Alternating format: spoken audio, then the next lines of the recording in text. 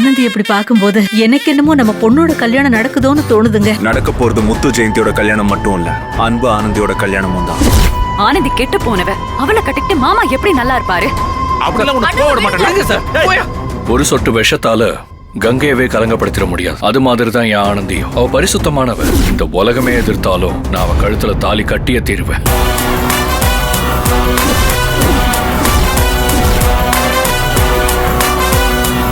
சிங்கப்பெண்ணே இன்று இரவு 9 மணிக்கு உங்கள் சன் டிவியில்.